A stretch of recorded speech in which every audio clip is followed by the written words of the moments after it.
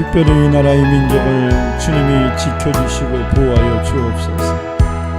오늘도 예배하는 모든 자들이 헛된 발걸음 되지 않게 하옵소서.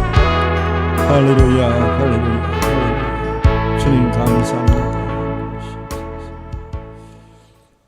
함께 은혜 받을 말씀은 신약성경 로마서 13장 1절에서 7절입니다. 로마서 13장 1절에서 7절. 신약성경 257페이지입니다. 우리 다 같이 한 목소리로 봉독해서 읽겠습니다. 각 사람은 위에 있는 권세들에게 복종하라. 권세는 하나님으로부터 나지 않음이 없나니 모든 권세는 다 하나님께서 정하신 바라. 그러므로 권세를 거스리는 자는 하나님의 명을 거스림이니 거스르는 자들은 심판을 자취하리라. 다스리는 자들은 선한 일에 대하여 두려움이 되지 않고 악한 일에 대하여 대나니 내가 권세를 두려워하지 아니하려느냐. 선을 행하라. 그리하면 그에게 칭찬을 받으리라. 그는 하나님의 사역자가 되어 내게 선을 베푸는 자니라. 그러나 내가 악을 행하거든 두려워하라. 그가 공연히 칼을 가지지 아니하였으니 곧 하나님의 사역자가 되어 악을 행하는 자에게 진노하심을 따라 보응하는 자니라. 그러므로 복종하지 아니할 수 없으니 진노 때문에 할 것이 아니라 양심을 따라 할 것이라. 너희가 조세를 바치는 것도 이로 말미암음이라. 그들이 하나님의 일꾼이 되어 바로 이 일에 항상 힘쓰느니라.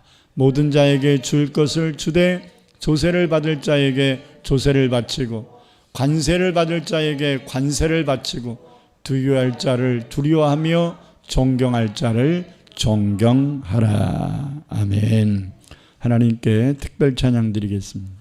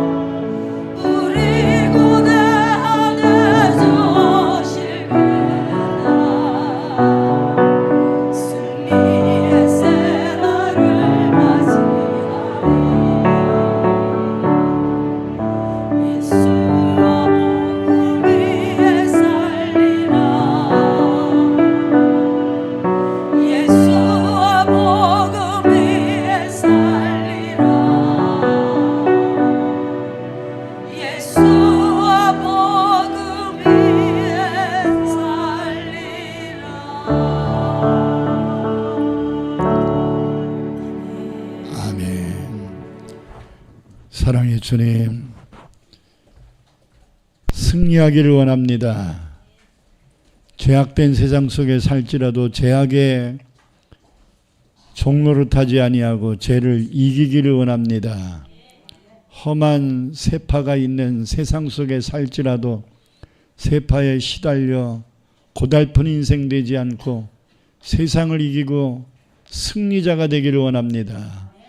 오늘도 하나님께 주신 귀한 말씀 붙잡고 다시 일어나기를 원하오니 주의 말씀 들을 수 있는 귀를 열어 주옵소서. 오늘도 예배당에서 또는 여러 가지 사정과 여건 때문에 예배당에 나오지 못하고 집에서 비대면을 드리는 모든 성도들까지 주님이 일일이 다 기어가 이루시고 저들의 형편과 처지를 주님이 아시오매 주님이 만나주시고 말씀하여 주시고 가르쳐 주시고 이끌어 주시고 인도하여 주옵소서. 부족한 종의 자체는 십자가 뒤에 가려주시고 오직 오늘 우리가 들어야 될 말씀만을 전파케 하옵소서. 예수님 이름으로 기도합니다. 아멘. 지난 3월 1일은 3.1 만세운동을 한 지 103주년이 되는 날이었습니다. 그래서 당시의 역사를 살펴봤습니다. 1910년 8월 29일은 우리나라가 일본에 의해서 강제로 합병을 당한 한일합방 국치의 날이었습니다. 그 후로 약 9년이 지난 1919년 1월 21일에 당시에 조선의 왕이었던 고종황제가 승하하였습니다. 그렇지 않아도 한일합방의 충격에서 벗어나지 못하고 있었던 우리나라 국민들에게 있어서 고종황제의 죽음은 일본에 대한 반감이 고조되어 더 이상은 못 참겠다는 분위기가 있었는데 여기에 루머가 하나 퍼졌습니다. 그게 사실인지 아닌지는 아직 밝혀지지 않았는데요. 고종황제를 일본이 독국물을 먹여서 암살한 것이다 라는 소문이 돈 겁니다. 이것은 한일합방을 당한 수치보다도 더 이 국민들의 가슴을 아프게 만든 일이었습니다.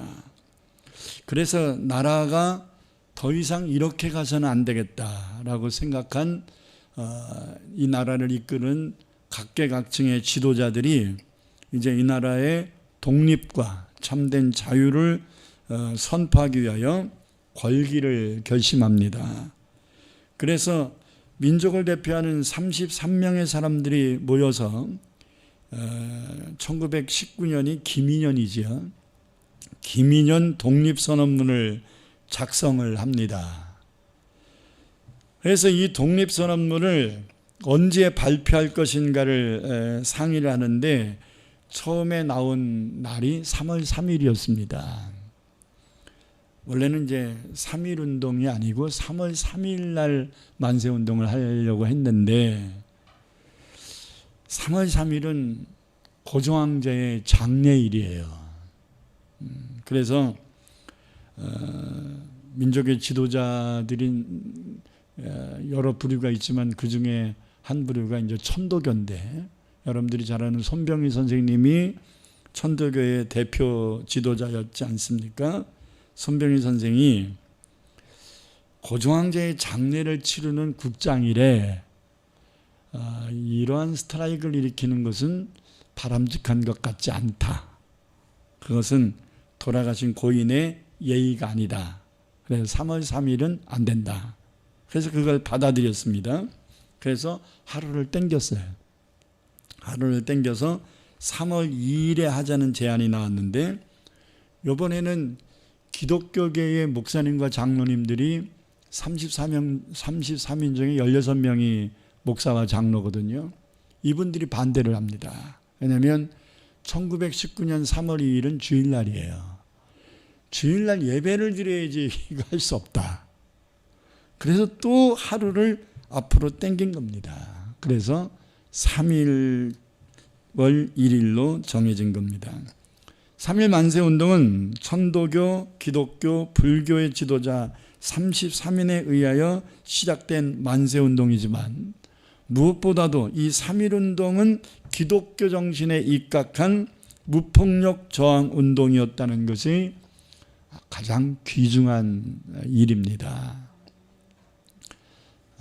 전쟁을 한 게 아니라 무폭력으로 우리나라의 주권을 주장한 것입니다.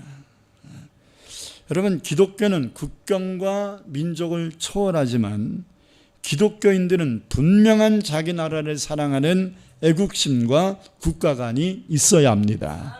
할렐루야. 네 나라, 내 나라, 내 민족, 내 가족 이런 거 따지지 말고 이 땅에 살고 있는 모든 자들이 예수 믿고 구원받아야 돼요. 할렐루야. 그러나 그것은 복음에 대한 것이고 하나님이 이 나라에 우리를 태어나게 한 이상 이 나라를 우선적으로 사랑하는 애국심이 있어야 되고 이 나라가 바로 서야 된다라고 하는 그런 기틀과 질서를 잡기 위한 바른 정신, 이것을 국가관이라고 하지 않습니까? 국가관이 있어야 합니다. 그리고 이 국가관을 가지고 이 나라가 잘 되기 위해서 우리가 할 수 있는 최선을 다하는 충성심을 가져야 합니다. 성경을 보거나 역사를 보면 예수를 믿는 성도들은 자신이 태어난 나라와 민족에 대한 애국심과 충성심이 남달랐고 투철했다는 것을 알게 됩니다. 여러분, 모세 애국자죠. 다윗 애국자입니다. 다니엘 남의 나라에서 총리를 하고 있지만 늘 자기 나라 조국을 위하여 하루에 3번씩 기도하는 애국자입니다. 느헤미야 남의 나라 가가지고 관리를 하고 있지만 관원을 하고 있지만 자기 조국 예루살렘이 불탔다는 것 때문에 밥도 안 먹고 금식하며 눈물로 하나님 앞에 기도했던 사람입니다. 예레미야, 그의 닉네임이 눈물의 선지자라는 별칭이 붙일 정도로 나라를 위하여 그 눈에 눈물이 마르지 않았습니다. 에스겔, 엘리야 모든 자들이 다 하나님만 믿은 게 아니라 자기의 나라, 자기의 조국을 지극히 사랑했던 사람이라는 사실이에요. 특히 출애굽기 32장 31절 32절을 보면 광야에서 우상 숭배를 이스라엘 백성들이 한 것으로 인하여 하나님이 이스라엘 민족을 다 진멸을 하려고 계획을 세우십니다. 이때 자기의 민족을 사랑했던 모세는 하나님께 이렇게 기도합니다. 갇혀 있습니다. 모세가 여호와께로 다시 나아가 여짜오되 슬프도소이다. 이 백성이 자기들을 위하여 금신상을 만들어 쌓으니 큰 죄를 범하였나이다. 그러나 이제 그들의 죄를 사하여 주옵소서. 그렇지 아니하면 원하건대 주께서 기록하신 생명책에서 내 이름을 지워버려 주옵소서. 그러니까 자기 민족 살리기 위해서 모세는 지옥 갈 각오까지 했다는 거예요. 무슨 말인지 아시겠어요? 이것은 모세만 그리한 게 아니에요.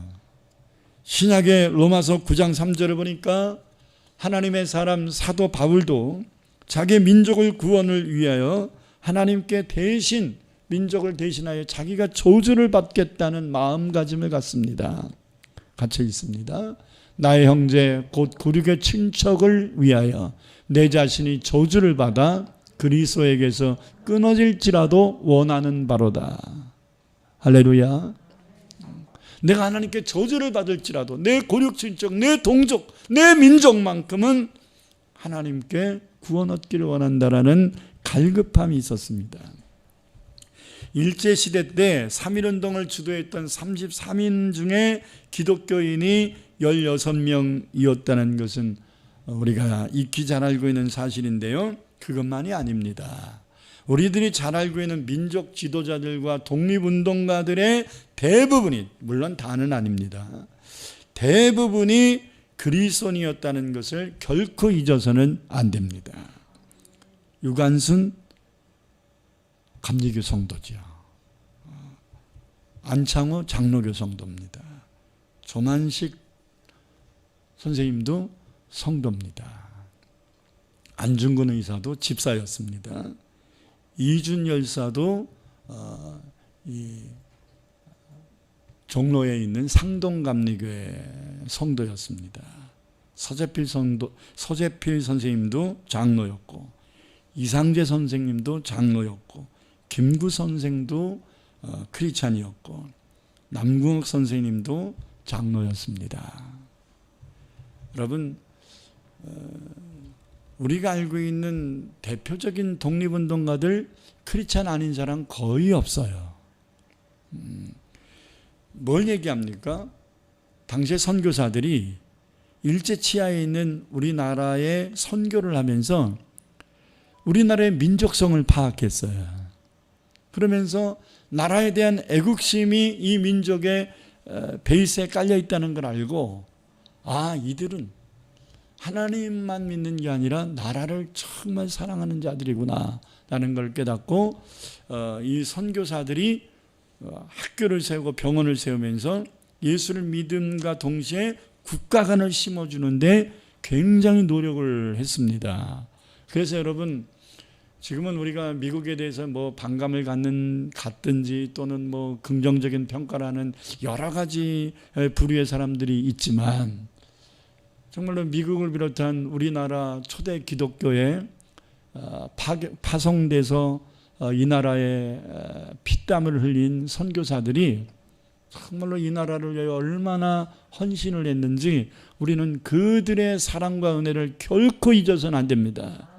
그렇기 때문에 우리가 받은 사랑을 이제는 나눠줄 때가 되었기 때문에 우리 처음 사랑을 교회를 비롯한 한국교회는 전 세계를 향하여 우리에게 사랑을 베풀어준 저 민족들을 향하여 다시 복음을 전해주는 생명 바치는 일들을 감당해야 하는 것입니다. 특별히 아까 부른 찬송가 580장 삼천리반도 금수강산을 작사한 남궁옥 선생님은 우리나라의 국가인 무궁화를 얼마나 아끼셨는지 자기의 무덤을 무궁화로 덮어줄 것을 유언할 정도였습니다. 그러니까 당신은 이제 매장을 했잖아요. 매장을 한 후에다가 무궁화를 심어라. 그것은 뭘 의미하겠어요? 당신의 그 뼈와 살들이 썩는 그 땅의 그 진을 무궁화가 빨아 올려서 무궁화가 성장하도록 만들으라는 얘기잖아요. 대단한 생각이었습니다. 지금도 그의 고향인 충북 제천을 가면 무궁화 동산이라는 곳이 있는데 그곳이 바로 남궁옥 선생님의 묘소입니다. 오늘 본 말씀은 하나님을 믿는 성도들은 자기가 속한 나라, 국가에 대하여 어떤 자세를 가져야 하는가를 말씀하고 있습니다. 여러분, 이 3월달은요 애국의 달이에요. 그래서 저는 3월 내내 하나님 믿는 성도들은 어떠한 국가를 향한 자세를 가져야 되는가를 한 달 내내 가르칠 겁니다. 오늘 본 말씀을 중심으로 두 가지만 말씀을 드리려고 하는데요. 가장 기본적인 거예요.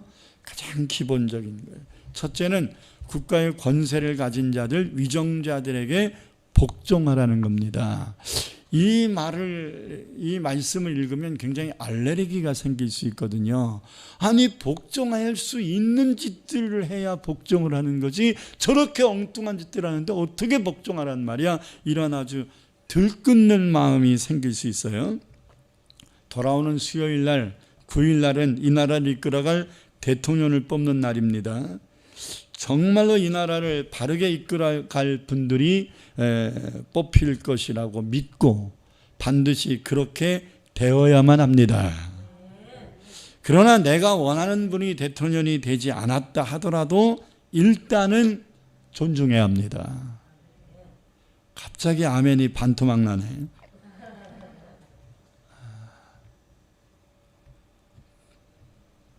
누가 대통령이 되든 이 나라는 양분되면 안 됩니다. 진영 논리에 빠지면 안 됩니다.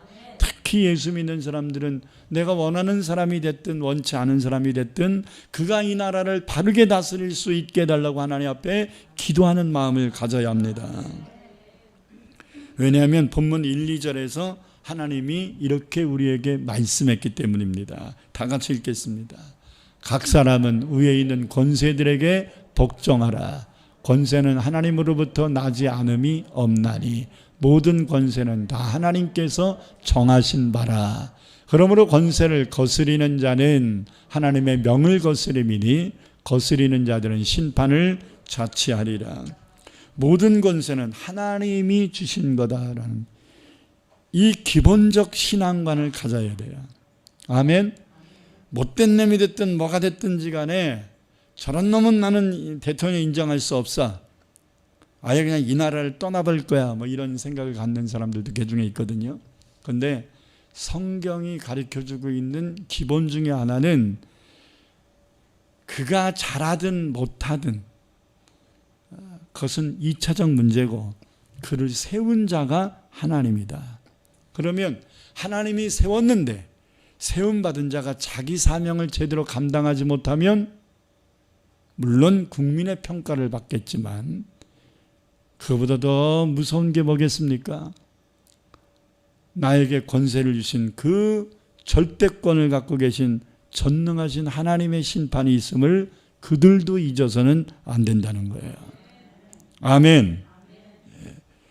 그렇기 때문에 하나님은 그가 잘하냐 못하냐는 내가 평가할 것이니까 너희들은 그가 일을 잘할 수 있도록 국가의 질서를 위하여 그의 권세를 존중할 것을 말씀하고 있는 것입니다. 여러분, 두 가지 맥락을 명심해야 돼요. 하나는 모든 권세는 하나님이 주신 것이다. 또 하나는 하나님이 그들에게 권세를 주신 이유는 그 나라를 바르게 다스리라고 국가의 질서를 세우기 위하여 그를 세운 거다. 아멘. 이 두 가지가 항상 겸해 있어야 돼요. 공존해야 됩니다. 권세 얻었다고 모든 권세는 하나님이 준 거니까 무조건 내 말 들어 이렇게 해서는 안 되는 것이고요. 그렇다고 저 사람 잘못하니까 대통령도 아니야 이렇게 부정해서도 안 된다. 그러므로 국가의 바른 질서를 위하여 복종해야 한다고 말씀하는 겁니다. 다 같이 디모데전서 2장 2절을 읽겠습니다. 좀 더 자세히 말씀하고 있는데요. 임금들과 높은 지위에 있는 모든 사람을 위하여 하라. 이는 우리가 모든 경건과 단정함과 고요하고 평안한 생활을 하려 함이라. 여기서 네 가지 단어가 나오는데 경건은 우리의 신앙생활을 얘기하는 거예요. 단정은 우리의 일상생활을 얘기하는 거예요. 여러분, 지도자를 잘 세우면, 지도자가 일을 잘하면 우리의 신앙생활에 유익할 수 있습니다. 그리고 우리의 일상생활도 평안할 수 있습니다. 안정된단 말이에요. 그리고 고요함이라는 것은 외적 환경이 안정됨을 얘기하는 것이고, 평안함이라는 것은 내 마음의 안정을 얘기하는 거예요. 여러분, 지도자가 나라를 잘 다스리면 외적 환경도 안정되고 우리의 마음도 편안해질 수 있다 이거예요. 전쟁이 일어나 보세요. 예배 한번 제대로 드릴 수 있겠습니까? 어렵지 않겠어요. 그러니까 나라가 안정돼야 됩니다. 가정에서나 직장에서나 학교에서나 교회에서나 어느 곳에서나 올바른 질서와 평안한 신앙생활을 할 수 있게 하기 위하여 지도자를 세웠다라는, 그것이 지도자를 세운 하나님의 목적입니다.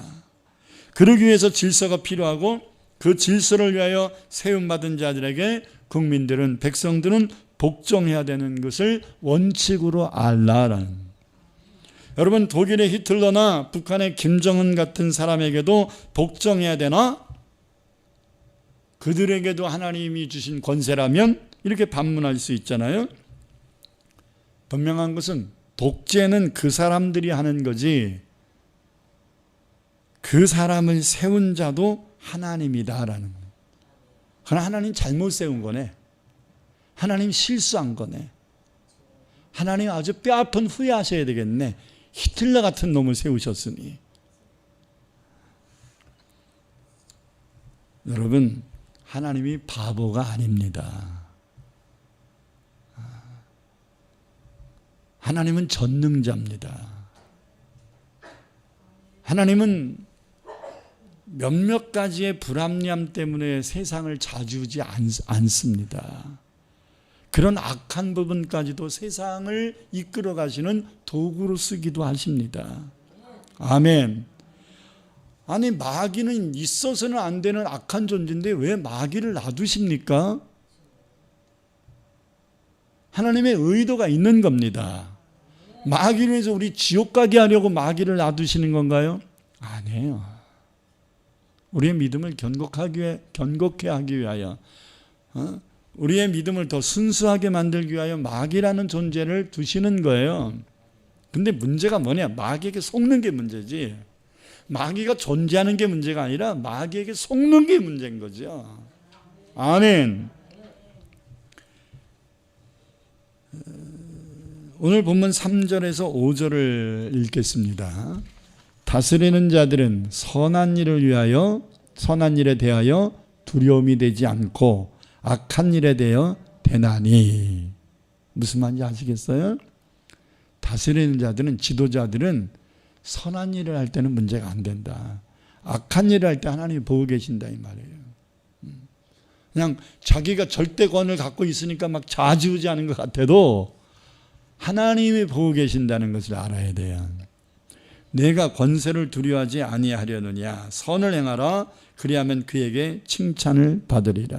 그는 하나님의 사역자가 되어 내게 선을 베푸는 자니라. 그러나 내가 악을 행하거든 두려워하라. 그가 공연히 칼을 가지지 아니하였으니 곧 하나님의 사역자가 되어 악을 행하는 자에게 진노하심을 따라 보응하는 자니라.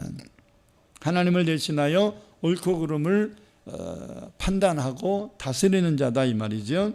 그러므로 복종하지 않을 수 없으니 진노 때문에 벌 받을까 봐 할 게 아니라 하나님을 믿는 자의 양심을 가지고 그리하라, 이렇게 얘기합니다.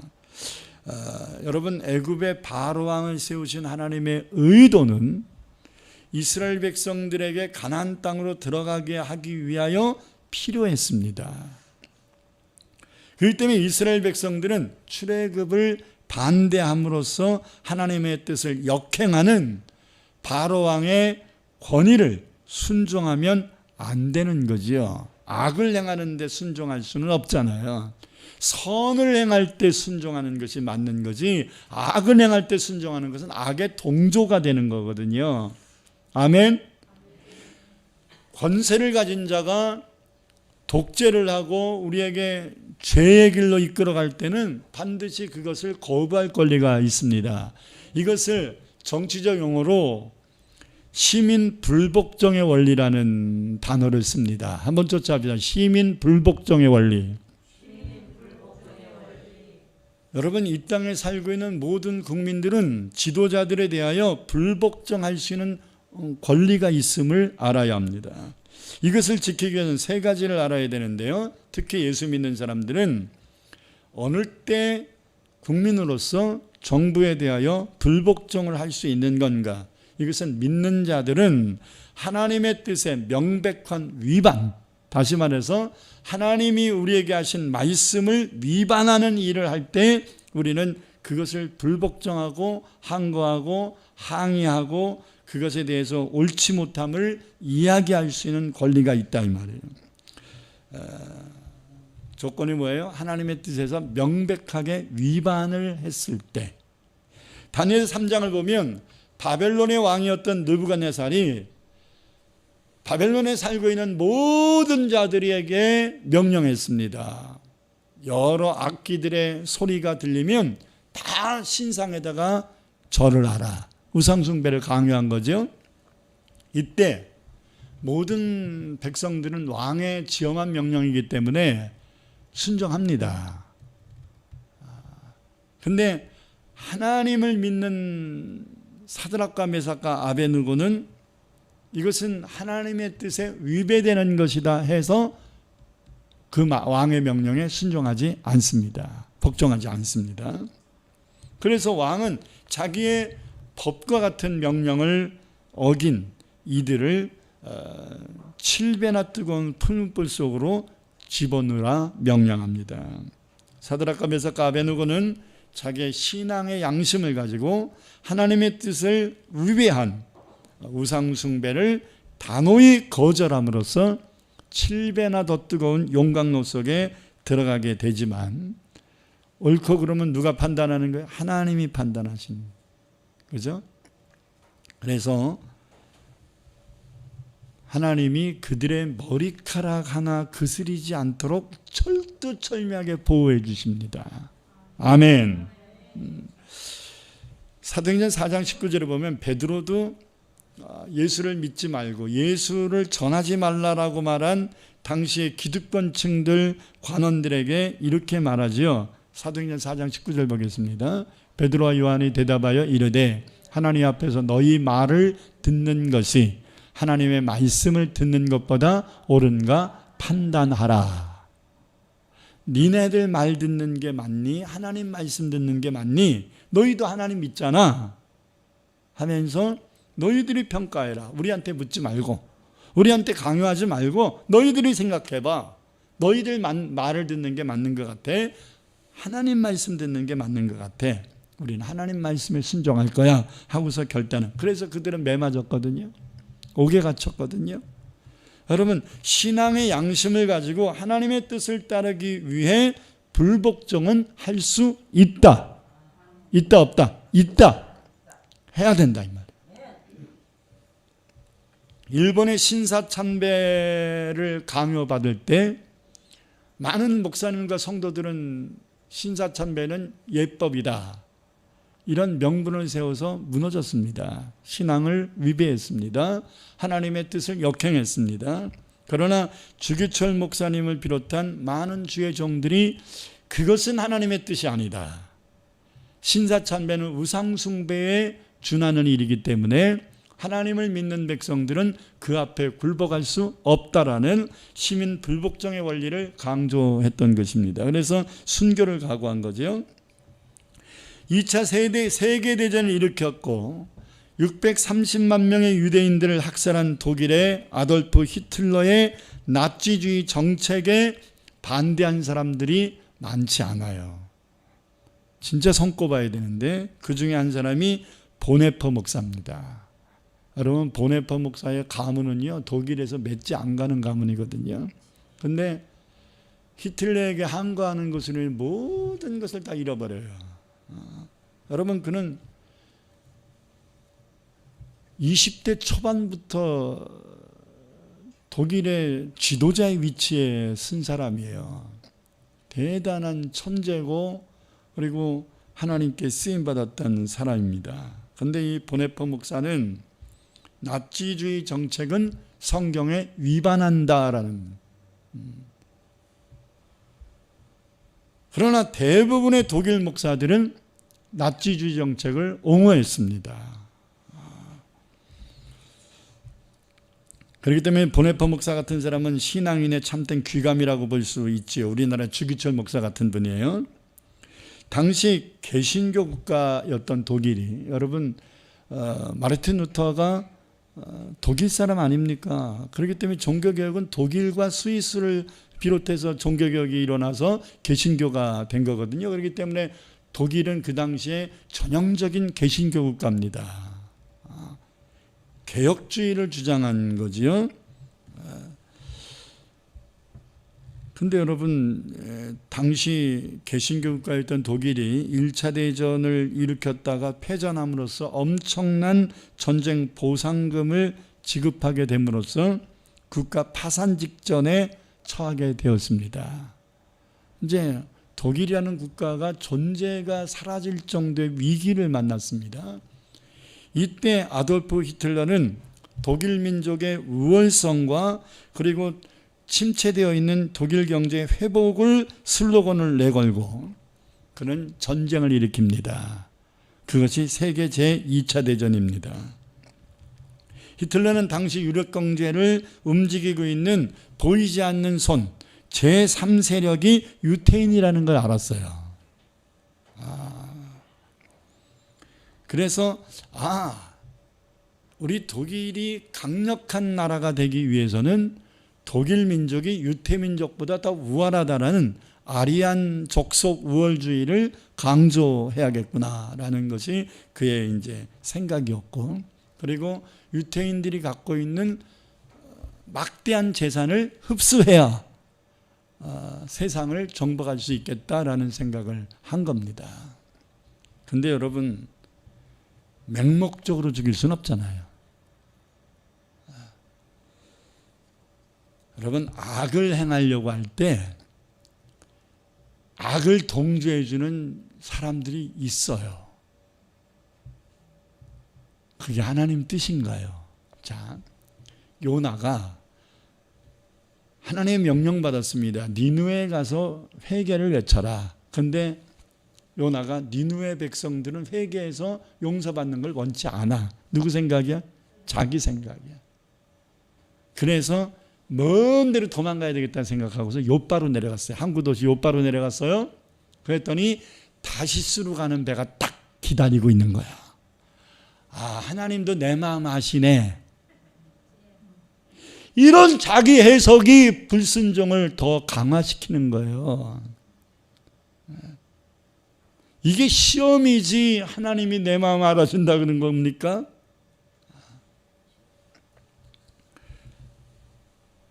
여러분, 유태인들의 재산을 압수해야 독일 경제를 회복할 수 있고 세계전쟁을 승리할 수 있다라고 하는 생각해서 유대인 말살 정책을 피면서 유럽에 살고 있는 유태인들을 하나씩 잡아 죽이기 시작하고 생체 실험을 하면서 여러분, 지금도 독일이 약하게 대한 부분은 세계 제일의 권위를 갖고 있어요. 왜 그런지 아세요? 유태인들을 생체 시험하면서 약을 만들어서 그런 거예요. 실제적으로 사람들에게 독을 어느 정도 넣어야 치료가 되고 어느 정도 넣으면 죽는 건가, 이런 것을 생체 시험을 한 거예요. 그렇기 때문에 독일의 의학, 약학 이런 것들은 사람을 보통은 신지나 이런 것으로 임상을 하잖아요. 보통은. 근데 사람을 대상으로 임상을 해요. 600만 명이 넘는 사람들을 대상으로 했으니 여러분, 임상을 충분히 해요. 여러분, 코로나 이거 임상 3만 명도 안 되거든요.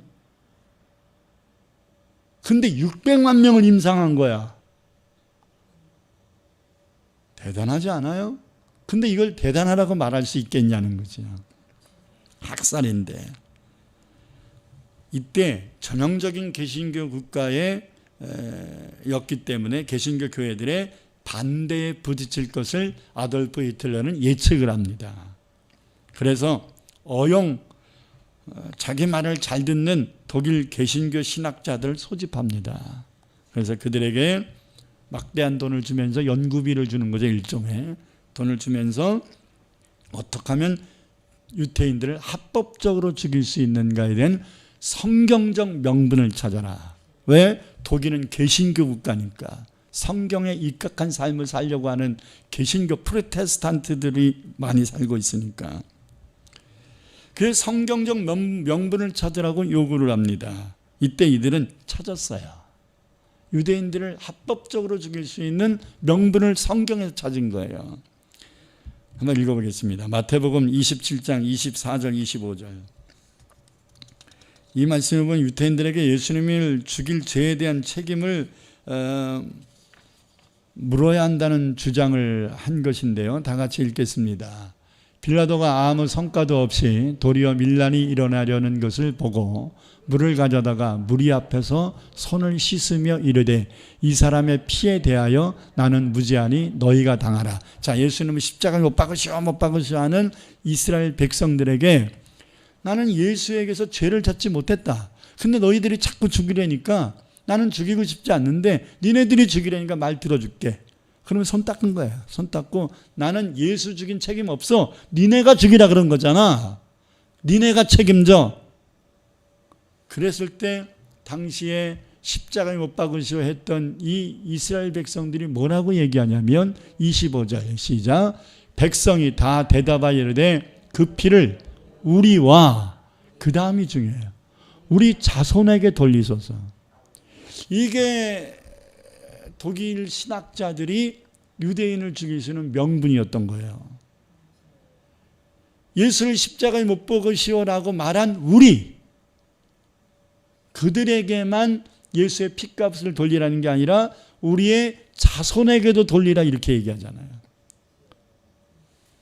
그러니까 예수를 십자가에, 무죄한 예수를 십자가에 못 박아 죽인 죄는 당시에 십자가에 못 박으시오라고 주장한 이스라엘 백성들에게만 있는 게 아니라 그들의 자손들에게도 돌리라고 했으니 지금 살고 있는 2차 대전 때 지금 살고 있는 이스라엘 백성 유대인들도 예수의 죽인 그 죄의 값을 그들이 치러온 것이 성경적이다 이렇게 해석한 거예요.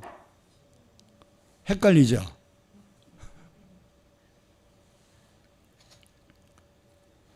유대인들 스스로가, 이스라엘 백성 스스로가 예수님의 죽인 죄를 당시의 사람뿐만 아니라 그 자손들에게도 돌리라고 한 것을 명분을 세운 거예요. 그러므로 이 땅에 존재하고 있는 유대인들은 예수를 십자가에 못 박아 죽인, 무지한 죄를 죽인 자의 죄의 대가를 치러야 된다라는 명분을 세운 거예요. 여러분, 예수님을 유대인들이, 이스라엘 백성들이 죽인 것은 맞아요. 그런데 실제적으로는 성경이 이스라엘 백성들이 예수를 죽였다 이렇게 정의를 내리지 않습니다. 성경은 뭐라고 얘기합니까? 예수님이 십자가에 못 박혀 돌아가신 이유는 저와 여러분의 죄를 사하여 주시기 위함이라고 말합니다. 이게 중요한 거죠. 성경을 하나만 생각하고 그것은 그 당시에 예수님을 십자가에 못 박으시고 하는 사람들의 떠들었던 얘기인 것이지, 하나님이 이 예수를 십자가에 못 박은 죄를 이스라엘 백성들 대대손손에게 그 죄값을 묻겠다고 하신 적이 없어요. 이해가 되면 아멘. 성경에 있다고 다 우리가 생각하는 대로 해석하는 것은 안 됩니다. 그래서 성경은 사사로이 풀면 된다 안 된다? 안 되는 거예요. 이것을 이렇게 해석했을 때 다른 말씀이 위배되면 그것은 다른 해석이에요? 그릇된 해석이에요? 그릇된 해석인 거예요. 이건 이단들이 쓰는 전형적인 방법입니다. 자, 두 번째 생각이에요. 이 시민 불복종의 원리라는 것은요, 첫째는 하나님의 뜻에 명백한 위배가 있을 때 아니오를 할 수 있어야 돼요. 두 번째는 아니오를 할 때 폭력을 쓰지는 말아라. 시민 불복종의 원리는 폭력이 배제돼야 된다는 거예요. 절대로 목적은 수단을 정당화시킬 수 없습니다. 바른 목적을 가지고 있어도 바른 수단을 써야, 바른 방법을 써야지, 바른 목적을 이루기 위하여 수단과 방법을 가리지 않는 그릇됨을 행하면 안 됩니다. 간디의 비폭력 무저항 불복종 운동이라든지 우리나라의 3.1운동 정신이라든지 그리고 마르틴 루터킹 목사가 일끈 흑인 인권운동들, 이런 것들이 시민 불복종 원리의 전형적인 모습이에요. 이것이 옳지 않다라는 걸 주장하되 그것을 폭력성으로 하지 않는 거지요. 이게 기독교 정신입니다. 아멘. 그러나 우리나라의 노조운동은 너무나 폭력화되어 있습니다. 이들의 방법은 공산주의자들이나 사회주의자들이 쓰는 폭력을 통한 시민인권 운동인 것입니다. 그러므로 우리나라에 지금 계속 자리 잡아가고 있는 이 노조운동은 반드시 기독교인들이 앞장서서 바로 잡아야 합니다. 할렐루야. 세 번째, 시민 불복종의 원리는 저항을 위한 저항이 돼서는 안 된다. 그것이 옳지 않다라는 걸 주장하는 옳지 않음만 얘기해야지, 저 사람이 옳지 않은 부분이 요만큼 있다고 해서 저 사람 자체를 부정해서는 안 된다. 다시 말하면 아버지가 아들에게 야, 너 저 집 가서 시계 좀 훔쳐와 이렇게 얘기했어요.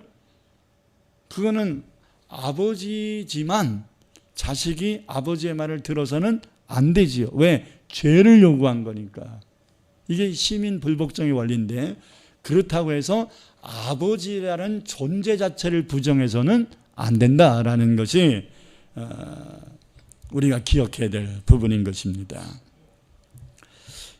다니엘서 6장에서 다니엘이 이러한 자세를 가졌거든요. 다니엘은 기도하는 것에 대하여는 그것을 기도하는 자는 기도하지 말아라 이렇게 얘기한 것은 아니 나는 하나님께 기도하는 사람인데 기도하지 말라는 건 못 들어 나는. 그래서 평상시대로 하루에 3번씩 예루살렘을 향하여 기도하잖아요.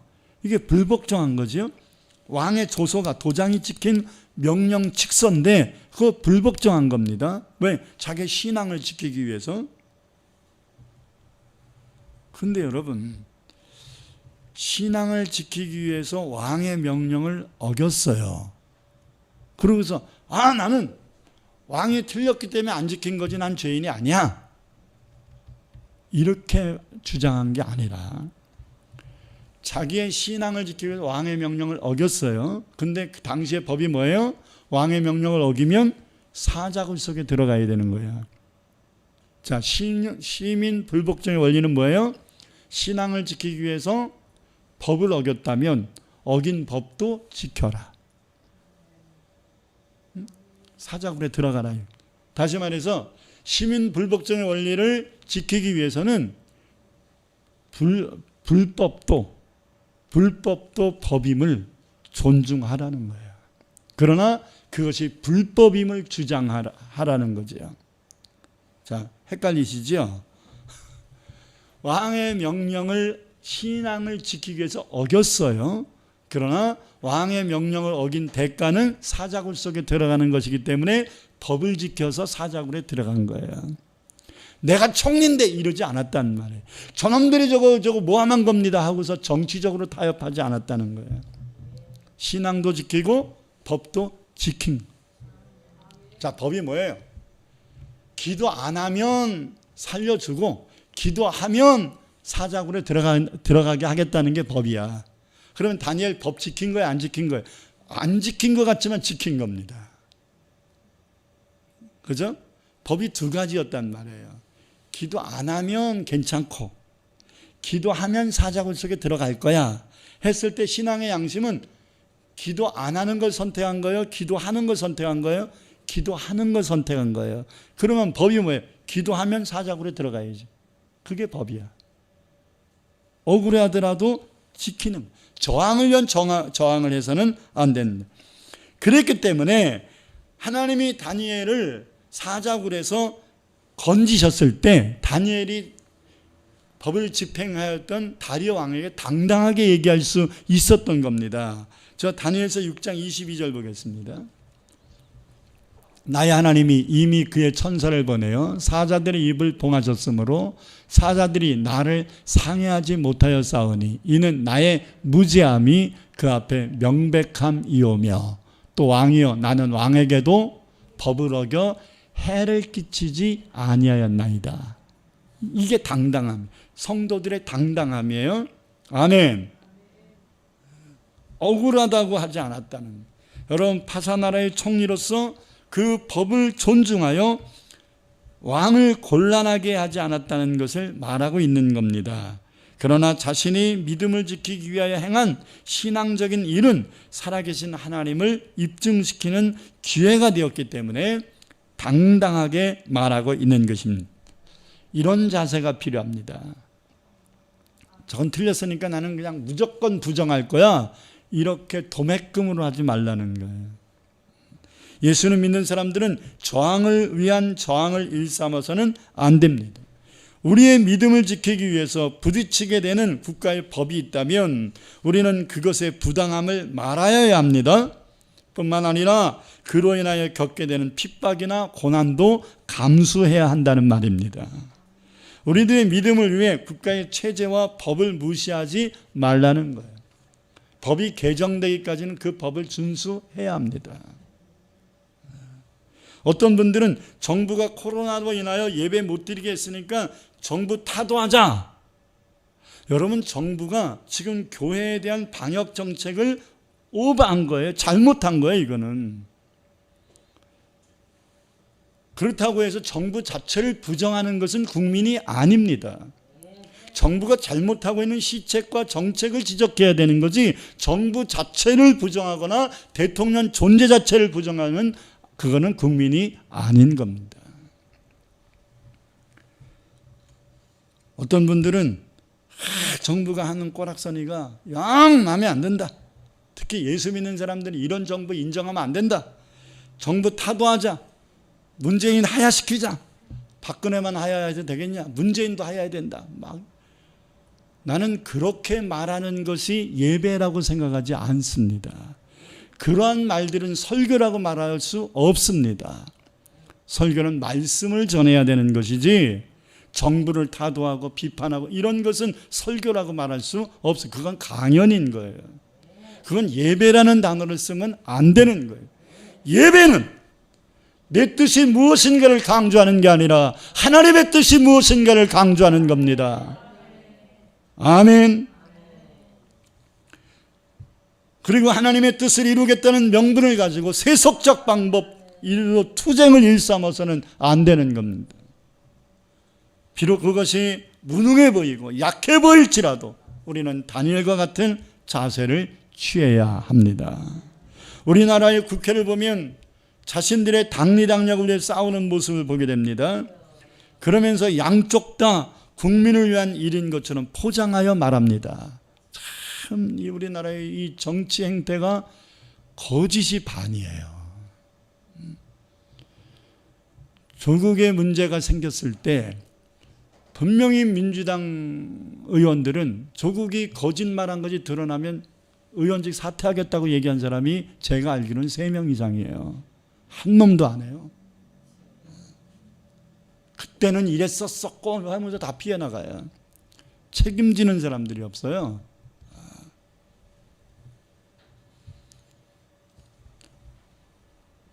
최소한 믿음이 있는 국회의원들만이라도 하나님 앞에 진실했으면 좋겠습니다. 이런 행태는 국민을 우롱하는 것이고 그들이 하나님 믿는 자라면 하나님을 우롱하는 짓이 될 것입니다. 하나님 믿는 성도들은 국가의 권세는 사람에 의한 것이 아니라 하나님에 의한 것임을 알고 하나님의 뜻과 말씀에 위배되지 않는 것에 대해서는 국가의 질서를 위하여 복종하고 그렇지 못한 것에 대해서는 시민 불복종의 원리에 입각해서 처신해야 할 것입니다. 이것이 애국임을 잊지 말기를 축원합니다.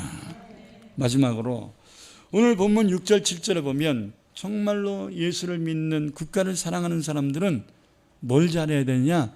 세금 잘 내야 된대요. 이 또한 우리를 알레르기를 주게 합니다. 일단 말씀을 읽겠습니다. 하나님의 뜻이 중요하니까 너희가 조세를 바치는 것도 이로 말미암음이라. 그들이 하나님의 일꾼이 되어 바로 이 일에 항상 힘쓰느니라. 모든 자에게 줄 것을 주되 조세를 받을 자에게는 조세를 바치고 관세를 받을 자에게는 관세를 바치고 두려워할 자를 두려워하며 존경할 자를 존경하라. 많은 사람들은 세금은 조금 낼수록 좋다라는 고정관념들이 있어요. 그래서 지금 연말정산으로 인해서 세금 반환받는 서류들을 내죠. 교회에 드린 헌금들에 대해서 교회가 세금을 내지는 않습니다. 그 대신 여러분들이 교회에 헌금 낸 것은 자기를 위한 것이 아니라 선한 행위라는 것으로 법이 보장을 합니다. 그래서 헌금 낸 거에 대해서는 연말정산에서 이제 세금 혜택을 주는 겁니다. 그렇기 때문에 여러분 12월 달이나 1월 달이 되면 항상 여러분들은 이제 하나님께 11절 드리고 이제 감사헌금을 드린 헌금들에 대해서 이제 얼마 드렸다라는 것을 교회에서 입증을 해주면 그것을 이제 세무서에 신고할 때 더불어 하면 세금 혜택을 받거든요. 비교적 교회에 드린 헌금에 대한 세금 혜택이 퍼센테이지가 높은 편입니다. 높은 편이에요. 그러니까 금년에 못한 분들은 내년에는 꼭 할 수 있기를 바랍니다. 합법적인 것까지 안 할 필요는 없잖아요. 뭐 하나님께 드린 거를 뭐 그걸 또 그거 반환받은 게 좀 하나님 앞에 나쁘끄럽잖아요. 그럼 하나님께 도로 드려. 그 혜택 받은 거를. 그러면 되지 뭘 안 해. 그죠? 그러면 되잖아. 근데 문제는 지금 한국의 대다수의 사람들이, 다는 아니겠으나 세금 내는 것을 지금 아까워해요. 저는 국민들이 이런 생각을 갖게 만든 책임이 국가와 정부에 있다는 생각을 합니다.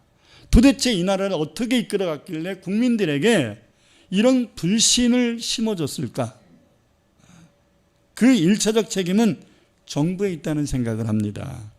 국민들이 낸 세금이 객관적이지 못하다든지 형평성에 맞지 않다고 생각이 들기에 국민들은 이러한 고정관념이 생긴 것 같습니다. 요즘 이러한 생각을 더하게 됩니다. 요즘 국가가 거둬들이고 있는 조세제도에는 상당한 문제가 있다고 생각합니다. 열심히 일하는 사람에게는 과도한 세금을 내게 하고 일을 안 하는 사람에게는 맹목적으로 퍼주는 식의 정책은 상당히 불합리합니다. 이렇게 하면 누가 일하고 싶겠습니까?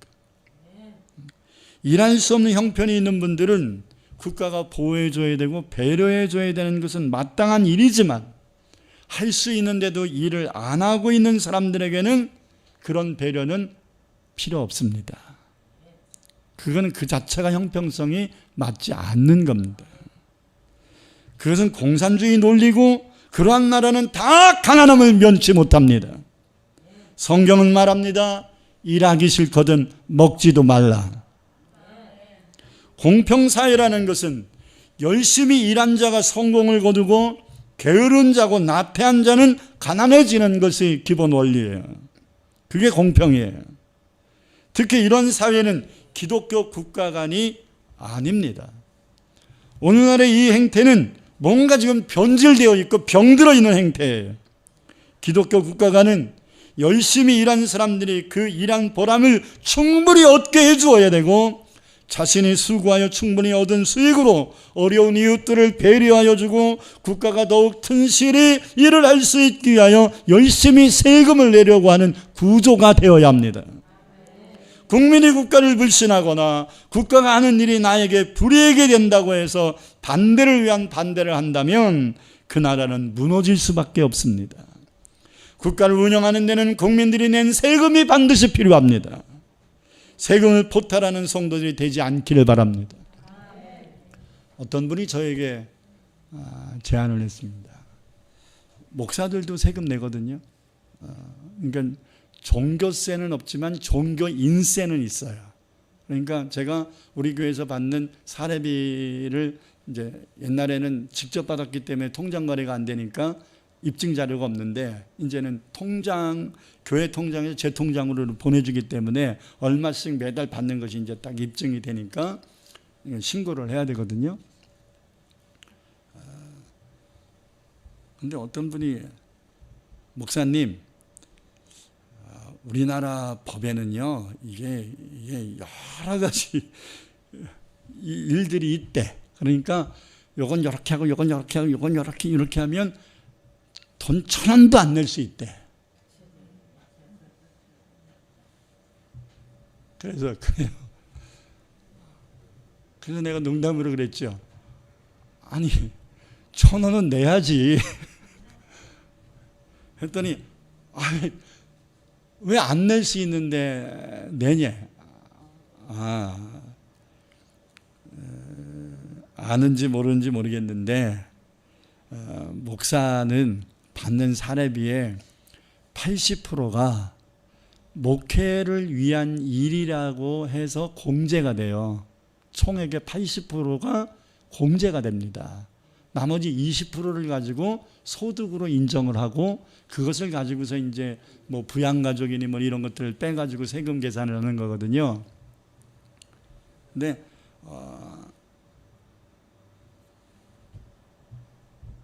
목사님이 그거 80%는 국가에서 빼려니까 빼고 거기다가 10% 정도는 뭐 차량 운행을 하는데 필요해서 보조적으로 더 썼다 이런 식으로 해가지고 10%를 더 빼면 뺄 수 있대. 그래서 내가 아니 기름값 교회에서 다 주는데 내가 그걸 왜 빼냐? 그거는 편법이다. 그거 몇만 원 들려고 그럴 필요 없다. 난 내라면 낼 거다. 그냥 그대로 해라 했습니다. 그럼 어떤 분은 목사님 연말정산 서류를 하는데 제가 지금은 어려워서 한 300~400밖에 안 되는데 1000만 원 정도 냈다고 해주시면 안 됩니까? 안 된다 그랬습니다.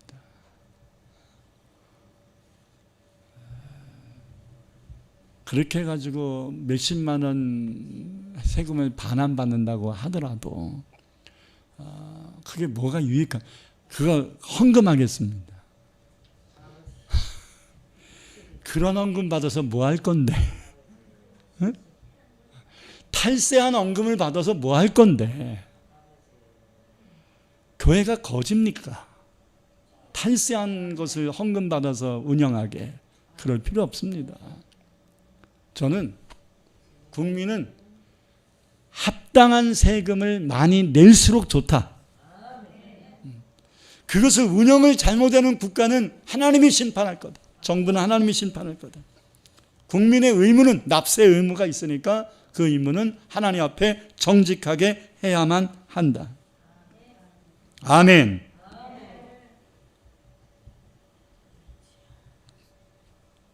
우리들이 낸 세금을 정부의 관료들이 바르게 쓰지 못하고 부정을 저지르고 청탁을 하고 여러 가지 문제들이 있다면 하나님이 반드시 심판하실 겁니다. 하나님은 공의의 하나님이라는 것을 믿으세요. 절대로 착각하면 안 됩니다. 정부가 세금을 잘못 활용한다고 해서 세금을 포탈하지는 마세요. 국민은 납세 의무가 있는 것이고 정부는 그것을 바르게 써야 될 의무가 있는 겁니다. 이 두 가지는 반드시 병행돼야 합니다. 여러분, 말씀을 마치려고 합니다. 지금 이 나라는 겉보기에는 별 문제 없는 것처럼 보이지만 상당한 문제를 안고 있습니다. 그래서 저는 이 3월 한 달 동안 이 나라의 아픔을 하나씩 말씀으로 지적해 가면서 우리의 기도 제목을 삼으려고 합니다. 예수 믿는 성도들은 나라와 민족을 위해서 더욱더 기도해야 되고 문제 제기만 할 것이 아니라 그 문제 해결자 대신 하나님께 부르짖어야 마땅합니다. 우리는 더욱 나라와 민족을 위해 기도해야 될 사람이에요. 예수를 믿는 성도들은 다니엘과 같은 자세를 가지고 비판을 위한 비판하지 말고 우리가 해야 될 의무와 사명을 먼저 충실히 하세요. 권리 주장 이전에 의무를 먼저 하라 이 말이에요. 아멘. 의무를 행하는 자가 권리를 주장할 수 있는 권한이 있는 것입니다. 자기의 의무를 감당하지 못하고 자기의 사명을 충실히 행하지 못하면서 권리만을 주장한다면 나라는 망할 것입니다. 그러므로 예수 믿는 저와 여러분들은, 그리고 한국교회는 반드시 이 어지러운 이 세태에 정신 바싹 차리고 무엇이 예수 믿는 사람으로서의 정의감인가, 무엇이 예수 믿는 사람으로서의 애국인가라는 것을 바로 인식하고 자기 의무와 사명에 충실할 수 있기를 바랍니다. 특히 수요일에 있는 대통령 선거에 적극 참여하여 투표하시고요. 누가 되든지 간에 이 나라를 바르게 운영할 수 있도록 전능하신 하나님께 기도하는 성도들이 되시기를 축원합니다. 두 손을 가슴에 얹으십시다. 너무나 안타깝습니다. 이 나라가 너무나 어렵습니다. 하나님, 이 나라를 바로 세워달라고, 그리고 수요일 날에 있는 대통령 선거가 하나님 보시기에 합당한 선거가 이루어질 수 있도록 국민들의 마음을 이끌어 달라고 우리 다 같이 주 한번 모시고 통성으로 기도합니다. 주여, 할렐루야. 나의 아버지 하나님 감사합니다. 주님께서 오늘도 저희들에게 주신 귀한 생명의 말씀을 듣습니다. 한 귀로 듣고 한 귀로 흘려버리지 아니하고 두기도 꼬리에 만판에 새깁니다. 나라가 없는 백성이 어디 있겠습니까? 예수 믿는 사람들은 아버지 국경을 초월해야 되지만 예수 믿는 사람들 존재는 이 나라에 속한 것이고 하나님이 이 나라에 나를 태어나게 한 이상 이 나라를 위하여 기도할 의무가 있고 이 나라를 바로 세워야 될 의무가 있는 것이오매 하나님이 우리들이 아버지를 나라를 위하여 그리고 위정자들이 바로 서기 위하여 시민 불복종의 원리를 입각하여 하나님 말씀에 입각하여 우리가 바른 정신 바른 자세 바른 태도를 갖되 한 거를 위한 한 거가 되지 아니하고 투쟁을 위한 투쟁이 되지 아니하고 아버지 하나님 앞에 공의를 이루기 위한 바른 투쟁이 될 수 있게 하여 주시고 우리의 투쟁이 아버지 내가 원한다고 생각하고 내가 옳다고 생각하는 것을 이루기 위하여 더 많은 사람들의 해가 되는 일들이 생기지 않도록 아버지 하나님이여 우리의 아버지 믿음을 지키는 일이 국가 질서를 아버지 흩트는 일들이 되지 아니하고 우리의 믿음을 지키는 일들이 국가 질서를 더 돈독하게 만들 수 있는 다니엘과 같은 해법을 찾으며 우리가 행할 수 있도록 인도하여 주옵소서. 이 3월 한 달은 나라 민족을 위하여 기도하는 달입니다. 사랑하는 모든 성도의 마음속에 모든 고정관념들을 내려놓고 모든 인간적인 생각과 방법들을 내려놓고 어떻게 해야 이 나라가 바로 설 것인가를 말씀에 입각하여 배우고 그 말씀 붙잡고 기도할 수 있는 애국적인 성도들이 되게 하옵소서. 예수님 이름으로 기도합니다. 아멘.